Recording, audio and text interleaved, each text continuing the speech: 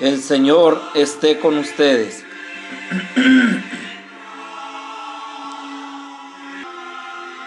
Del Santo Evangelio según San Mateo.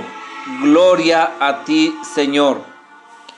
En aquel tiempo, mientras iba de camino a Jerusalén, Jesús llamó aparte a los 12 y les dijo: Ya vamos camino de Jerusalén, y el Hijo del Hombre va a ser entregado a los sumos sacerdotes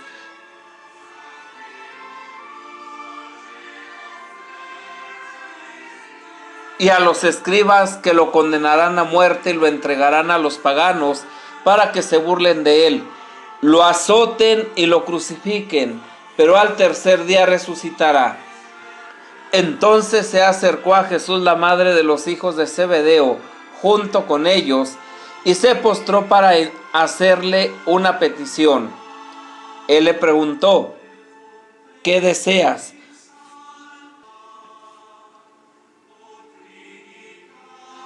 Ella respondió: concédeme que estos dos hijos míos se sienten, uno a tu derecha y el otro a tu izquierda, en tu reino. Pero Jesús replicó: ¿no saben ustedes lo que piden? ¿Podrán beber el cáliz que yo he de beber? Ellos contestaron: sí, podemos. Y él les dijo: beberán mi cáliz, pero eso de sentarse a mi derecha o a mi izquierda no me toca a mí concederlo. Es para quien mi Padre lo tiene reservado. Al oír aquello, los otros 10 discípulos se indignaron contra los 2 hermanos, pero Jesús los llamó y les dijo: ya saben que los jefes de los pueblos los tiranizan y que los grandes los oprimen. Que no sea así entre ustedes. El que quiera ser grande entre ustedes, que sea el que lo sirva, y el que quiera ser primero, que sea su esclavo. Así como el Hijo del Hombre no ha venido a ser servido, sino a servir y a dar la vida por la redención de los hombres, por la redención de todos. Palabra del Señor. Gloria a ti, Señor Jesús. Queridos hermanos y hermanas, la primera lectura tomada del libro del profeta Jeremías 18:20 nos introduce y enmarca históricamente el presente fragmento. De nuevo Jeremías es amenazado de muerte.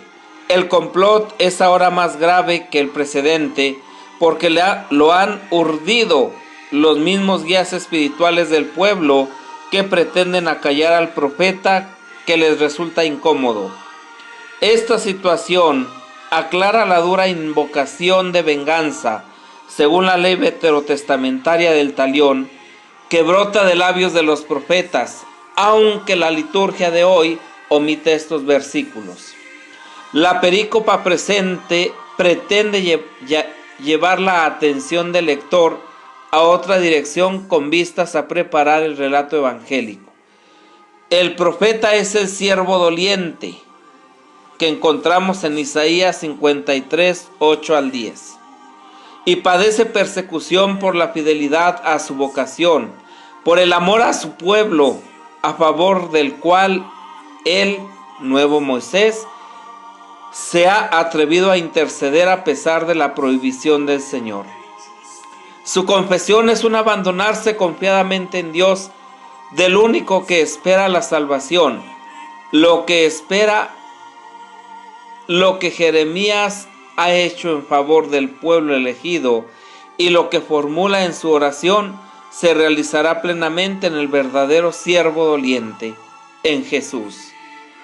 Los jefes lo ejecutarán efectivamente, y en ese momento Jesús no solo no pedirá venganza, sino que impetrará el perdón, ofreciendo libremente la vida en favor de los que lo crucifiquen.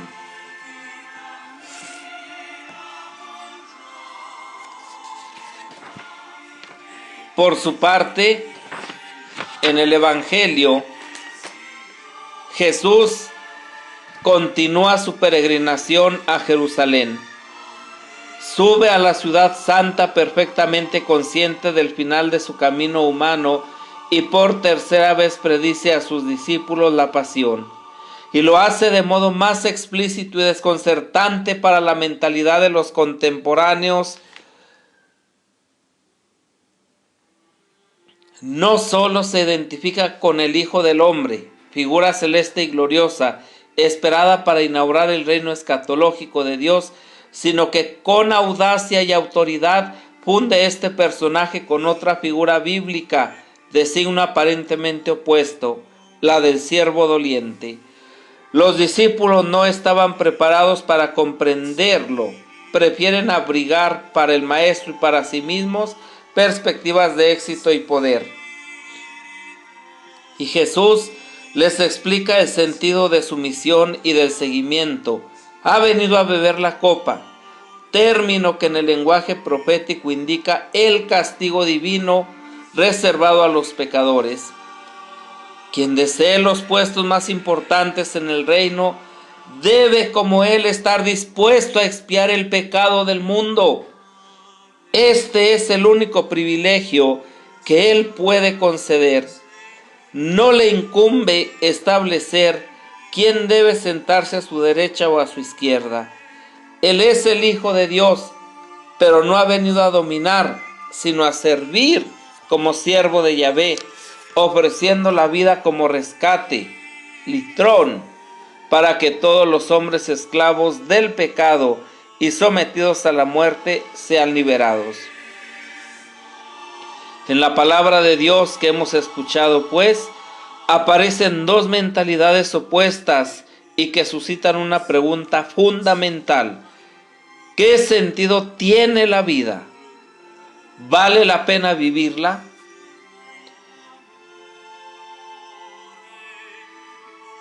Desde luego que esta pregunta la tenemos que responder. El itinerario profético de Jeremías es trágico y conmovedor. Vive en su propia carne el sufrimiento que viene de la fidelidad a Dios, unida con la compasión para con el pueblo rebelde y equivocado. En el principio intercedía por su pueblo para que el Señor no acabara con ellos. En nuestro texto, en cambio, pierde la esperanza y suplica a Dios para que acabe con ellos. El sufrimiento conduce a la venganza. Por eso, en el Evangelio Jesús enfrenta esta mentalidad. La madre de dos discípulos quiere puestos importantes para sus hijos en el reino, uno a la derecha y el otro a la izquierda. Quiere éxito y no el sufrimiento. Jesús contesta cambiando el significado del sufrir. La copa del sufrimiento no es un estímulo a la venganza, ni un fracaso rotundo, sino una participación en el destino del Señor. El mundo nos sugiere, adquiere fama, busca alcanzar el poder, usa tu capacidad para demostrar qué eres.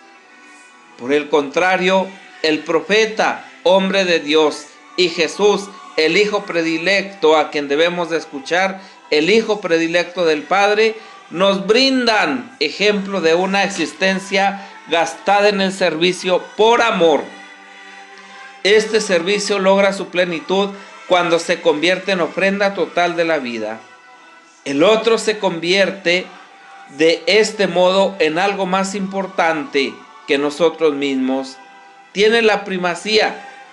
En el fondo, se requiere una actitud de humildad y virtud que autentifica cualquier gesto de amor y lo libera de equívocos o buscar segundas intenciones. Este es el camino emprendido por el profeta, pero solo recorriéndolo es como ha aprendido a conocer lo que realmente significa. De ahí su grito de lamentación al Señor: ¿por qué después de haber hecho el bien me pagan con males? La tentación de desconfianza se clava en lo íntimo del corazón. Solo Jesús puede dar fuerza para hacer el bien incondicionalmente. El Hijo del Hombre va a ser entregado para que se burlen de él, lo azoten y lo crucifiquen. pero al tercer día resucitará.